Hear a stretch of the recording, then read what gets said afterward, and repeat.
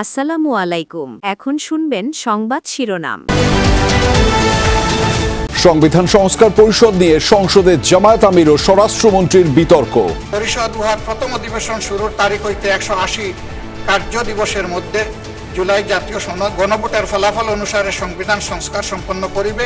সংবিধান সংস্কার পরিষদের যেখানে অস্তিত্ব না থাকায় প্রধানমন্ত্রীও সেটা পরামর্শ দিতে পারেন না রাষ্ট্রপতিকে, রাষ্ট্রপতিও সেই অধিবেশন আহ্বান করতে পারেন না, বিধায় সে করেননি।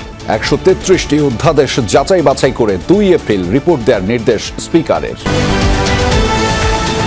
সংবিধানে তত্ত্বাবধায়ক সরকার ব্যবস্থা ফিরিয়ে আপিল বিভাগের পূর্ণাঙ্গ রায়। সংসদের হাতেও থাকছে পরিবর্তনের সুযোগ। সংযোজন, বিয়োজন এবং আরও আধুনিকায়ন যেটাই করুক না কেন সেই করার ক্ষমতা এই স্বাধীন সার্বভৌম সংসদে রয়েছে। যদি আমাদের বর্তমান সংসদ সিদ্ধান্ত নেয় যে লাস্ট রিটায়ার্ড চিফ জাস্টিস প্রদান হবেন না, তাহলে ত্রয়োদশ সংশোধনীর মধ্যে আরেকটা সংশোধনী আনয়ন করতে হবে।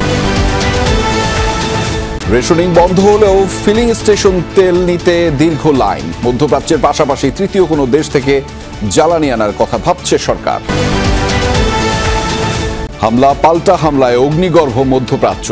ইরানের ইস্ফাহানে আইআরজিসির সদর দপ্তরে বোমা বর্ষণ। আমিরাতের মার্কিন ঘাঁটিতে মিসাইল ছুড়ল তেহরান। আসসালামু আলাইকুম। এতক্ষণ শুনছিলেন সংবাদ শিরোনাম, এখন শুনবেন বিস্তারিত। সংবিধান সংস্কার পরিষদ ইস্যুতে আজ উত্তপ্ত হয়ে ওঠে সংসদ অধিবেশন। পয়েন্ট অব অর্ডারে বারবার এ নিয়ে বক্তব্য উপস্থাপন করেন বিরোধী দলীয় সংসদ সদস্যরা। জবাবে স্বরাষ্ট্রমন্ত্রী বলেন, রাষ্ট্রপতির সংবিধান সংস্কার পরিষদের অধিবেশন ডাকার বৈধ কোনো ভিত্তি নেই। জুলাই জাতীয় সনদ বাস্তবায়ন আদেশকে আরোপিত আদেশ হিসেবেও উল্লেখ করেন তিনি। এ নিয়ে পাল্টাপাল্টি বক্তব্যে সংসদে উত্তপ ছড়ায়। প্রথম অধিবেশনের দ্বিতীয় দিন কর্মসূচি শুরু হওয়ার কথা প্রশ্ন উত্তর পর্ব দিয়ে, কিন্তু তার আগেই স্পিকারের কাছে ফ্লোর নিয়ে জুলাই সনদ বাস্তবায়ন এবং সংবিধান সংস্কার পরিষদের বিষয়ে কথা বলতে চান বিরোধী দলীয় নেতা ডক্টর শফিকুর রহমান। একই দিনে দুটি ভোট অনুষ্ঠিত হয়েছে, একটি সংসদ নির্বাচন আর একটা গণভোট। তবে নিজ সুযোগের বাইরে প্রশ্ন উপস্থাপন করায় সেই সময় ডক্টর শফিকুর রহমানকে থামিয়ে দেন speaker. Please listen to me. এই ফ্লোরটা আজকের দিনের মধ্যে যদি দেন, আমি এখন কথা বলতে চাই না। এটা হলো যে যখন প্রশ্নোত্তর বল শেষ হবে তখনই এটা উত্থাপন করার জন্য সময়। যখন প্রশ্নোত্তর শেষ হবে তখন আপনি দাঁড়াবেন, আপনাকে ফ্লোর দেবো। পরে জনগুরুত্বপূর্ণ নোটিশ নিষ্পত্তি নিয়ে সংসদ সদস্যদের বক্তব্যের সময় আবারও ফ্লোর নেন বিরোধী দলীয় নেতা। ভোটের ফলাফলের গেজেট প্রকাশের 30 দিনের মধ্যে সংবিধান সংস্কার পরিষদের সভা আহ্বান না করায় উদ্বেগ প্রকাশ করেন তিনি। যে পদ্ধতিতে জাতীয় সংসদের প্রথম অধিবেশন আহ্বান করা হইবে, অনুরূপ পদ্ধতিতে পরিষদের প্রথম অধিবেশন আহ্বান করা হইবে। আমার বিষয়টা এখানে কনসার্নের। আজকে 30তম পঞ্জিকা দিবস, কিন্তু এর মধ্যে এই অধিবেশন আহ্বান করা হয়নি। বিরোধী দলীয় নেতার বক্তব্যের জবাব দেন স্বরাষ্ট্রমন্ত্রী সালাউদ্দিন আহমদ। প্রশ্ন রাখেন গণভোট নিয়ে রাষ্ট্রপতি আদেশ দিতে পারেন কিনা। বলেন, গণভোটের রায় বাস্তবায়ন করতে হলে আগে সংশোধন করতে হবে সংবিধান। আমরা জাতির কাছে অঙ্গীকার করেছি যে জুলাই জাতীয় সনদ ঐতিহাসিকভাবে যেভাবে স্বাক্ষরিত হয়েছে, রাজনৈতিক সমঝোতার দলিল হিসেবে তার প্রতিটি শব্দকে আমরা সম্মান করি। কিন্তু জুলাই জাতীয় সনদের বাইরে আরোপিত কোনো আদেশ দিয়ে, কোনো অবৈধ আদেশ দিয়ে সেটা কোনো সংবিধান সংশোধন করা যায় কিনা, সেটা একটা বিশাল আইনি প্রশ্ন, সাংবিধানিক প্রশ্ন। রাষ্ট্রপতির ভাষণের উপর বক্তব্যে বিরোধী দলীয় সংসদ সদস্যদের বক্তব্যে উঠে আসে সংবিধান সংস্কার পরিষদ ইস্যু। জুলাই সনদ বাস্তবায়নে সরকারের সদিচ্ছা নিয়ে প্রশ্ন তুলেন বিরোধী দলের সংসদ সদস্যরা। সংবিধানে তত্ত্বাবধায়ক সরকার ব্যবস্থা ফিরিয়ে পূর্ণাঙ্গ রায় প্রকাশ করেছেন আপিল বিভাগ। বহুল আলোচিত এই মামলার পূর্ণাঙ্গ রায়ে বলা হয়েছে, সবশেষ অবসরপ্রাপ্ত প্রধান বিচারপতি হবেন তত্ত্বাবধায়ক সরকারের প্রধান। আইনজীবীরা বলছেন, তত্ত্বাবধায়ক সরকার গঠনে পরিবর্তন করার সুযোগ রয়েছে সংসদের হাতেও। 2011 সালে আপিল বিভাগের এক রায়ে পঞ্চদশ সংশোধনীর মাধ্যমে সংবিধান থেকে বাদ পড়ে তত্ত্বাবধায়ক সরকার ব্যবস্থা।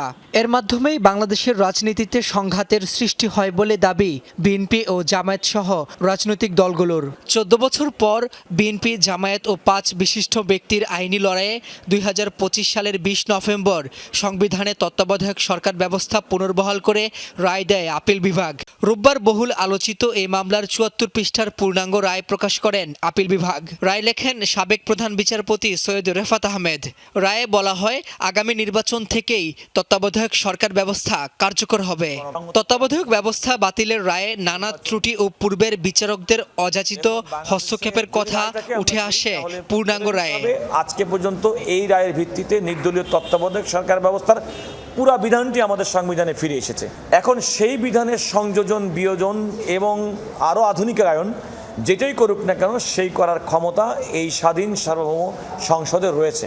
পূর্ণাঙ্গ রায়ে সবশেষ অবসরপ্রাপ্ত প্রধান বিচারপতি হবেন তত্ত্বাবধায়ক সরকার প্রধান, এমন বিধান বহাল রাখে আপিল বিভাগ। তবে আইনজীবীরা বলছেন, তত্ত্বাবধায়ক সরকার গঠনের বিষয়ে বর্তমান সংসদ আলোচনা করে সিদ্ধান্ত নিতে পারবে।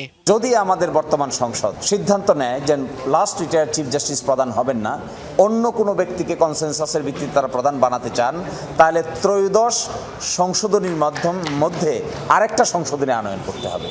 ওই সংশোধনী যদি তারা আনয়ন করেন, তবেই আদালতের এই আদেশটা কার্যকর থাকা সত্ত্বেও ভিন্ন কিছু হবে। তবে এখন দেখার বিষয়, রায়ের আলোকে নির্বাচনকালীন তত্ত্বাবধায়ক সরকার ব্যবস্থা গঠিত হয় নাকি নতুন কোনো প্রক্রিয়া অনুসরণ হয়।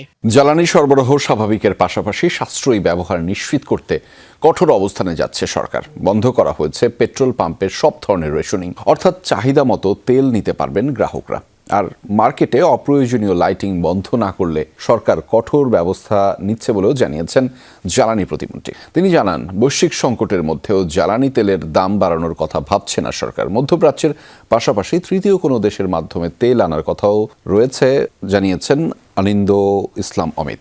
পেট্রোল পাম্পগুলোতে এমন দীর্ঘ লাইন গত কয়েকদিনের স্বাভাবিক ঘটনা। ঘন্টার পর ঘন্টা লাইনে থেকে বাইকে 2 লিটার আর প্রাইভেট কারে মিলছিল 10 লিটার তেল। ঈদের 4-5 দিন আগে সেই সিদ্ধান্ত বাতিল করল সরকার।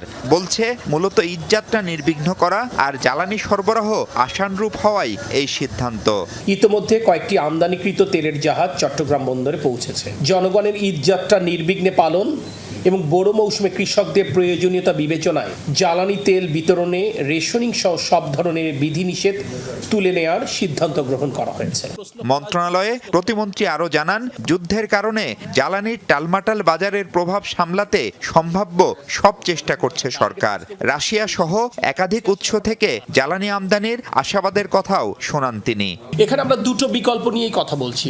এমন হতে পারে রাশিয়ান ক্রুড অয়েল অন্য কোনো দেশ থেকে রিফাইন্ড হয়ে এখানে আসবে, সেটাও হতে পারে। যদিও তাদের আরেকটি কোম্পানি আমাদেরকে বলবার চেষ্টা করেছে, তারা যে ধরনের তেল সাপ্লাই দিবে সেটা আমাদের রিফাইনারি সেটা রিফাইন করতে পারবে।